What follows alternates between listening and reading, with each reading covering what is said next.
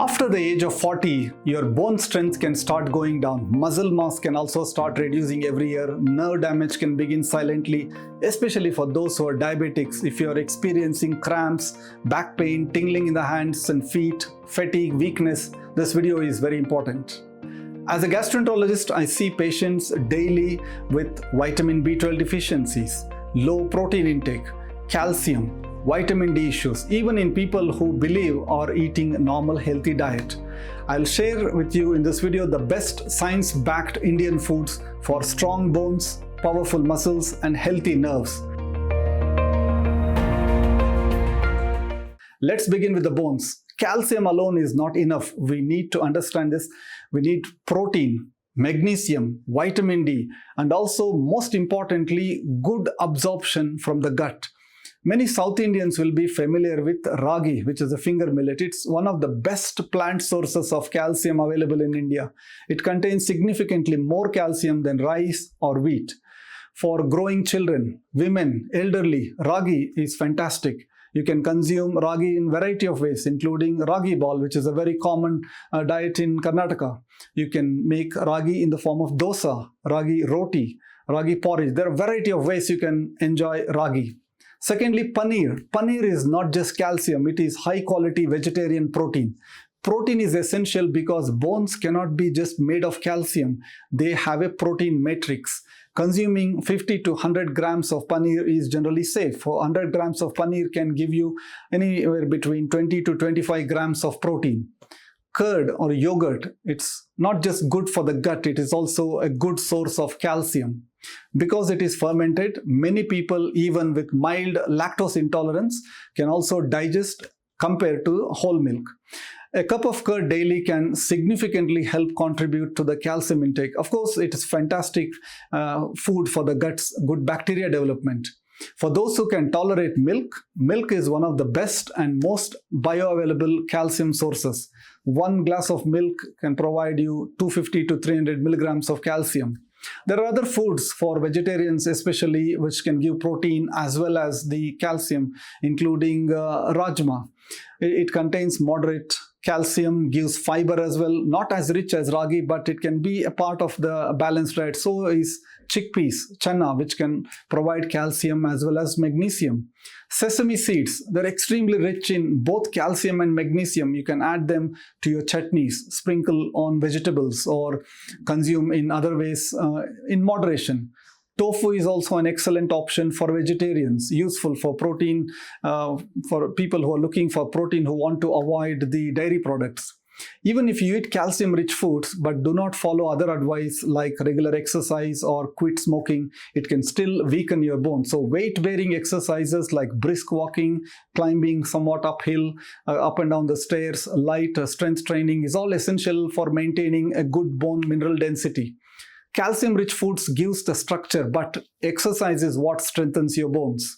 It's great if you can get 20 to 25 minutes of sunlight exposure daily, because at least 70% of people we see in our gastroenterology practice in Bangalore have vitamin D deficiencies. Supplements can help, but sunlight is natural. It is good to go out for a brisk walk when there is sun. You get the benefit of both exercise as well as improving your vitamin D, especially if you're living in tropical countries like India. Now, let us talk about muscles. After the age of 40, muscle loss, what we call in medical terms as sarcopenia, can accelerate. Many Indians lack protein intake. So you need about close to 1 gram of protein per kg of your body weight. Let's say you weigh 70 kilos. So you need at least 65 to 70 grams of protein daily to maintain the muscle mass. For people who want to maintain that good quality protein, like too much of, if you don't want to consume too much of meat, eggs are a fantastic option. They contain leucine, which is an amino acid that is highly important for muscle building. You can take one egg with yolk daily safely, even if you have heart issues. Multiple egg whites, which doesn't have high calories and gives you good amount of high quality protein. For non-vegetarians, of course, there are other options. Lean protein in the form of chicken without skin, cooked or grilled, fish. I would not recommend taking red meat like beef, pork and lamb on a regular basis. Occasionally it's okay for people who like red meat, but better to stick with chicken and fish. Almonds are fantastic. They're rich in magnesium. Magnesium helps the muscle relaxation. It can prevent that muscle cramps many people experience. So soak up to 10 almonds overnight, have it in the morning. It's easier to digest the soaked almonds because it reduces that phytic acid content. Remember, almonds also have good fiber, so you get that added benefit of feeding the guts good bacteria. The other one is moong dal, green gram. It's one of the most easily digestible lentils, supports your gut health, provides good quality plant protein. Even for people who complain their digestion is weak, I recommend taking moong dal because it's easy to digest. As I mentioned, 1 cup of curd or yogurt daily, it provides you protein plus the probiotics. So better gut health means whatever food you're going to eat, you will have better absorption of the nutrients. So as a gastroenterologist, I can tell you that it's all about absorption. You might eat the best food in the world, but if you don't have good absorption, you're not going to get the benefit out of that food. So it's important, therefore, to maintain a very good gut health. For people who are looking at improving their muscle mass, remember, without adequate protein, no exercise is going to give you that muscle growth or muscle mass. Food as well as some resistance training, not just the cardio, is the key to improve the muscle mass or at least to maintain it. Lastly, about healthy nerves. If you start to feel tingling in the feet, numbness, burning sensation, weakness, you need to really pay attention. This should never be ignored. One of the major causes in our country for these issues is vitamin B12 deficiency, because we have a huge population who are vegetarians. For such people, what's the best food for healthy nerves? Spinach. It contains magnesium, folate, which supports that nerve signaling. Try and include in your diet at least 2 to 3 times per week. For non-vegetarians, you can take more like a fatty fish like salmon, sardines, mackerel. They contain omega-3 fatty acids. These omega-3 fatty acids reduces the inflammation, supports the nerve cell membrane. So it is quite helpful in people who have nerve damage from diabetes. Walnuts, they are again very rich in omega-3 fatty acids and antioxidants, so it helps that protective covering of the nerves, what we call as the myelin sheath. Small handful of walnuts daily can reduce inflammation, can support your brain and the nerve health. The other ones are the pumpkin seeds. They are loaded with magnesium and zinc. Magnesium helps the nerve signal transmission. Many Indians have magnesium deficiency. They aren't even aware of that. And this can lead to that frequent cramps in their legs, twitching, irritability of the nerves. Small spoonful of pumpkin seeds daily is a fantastic choice.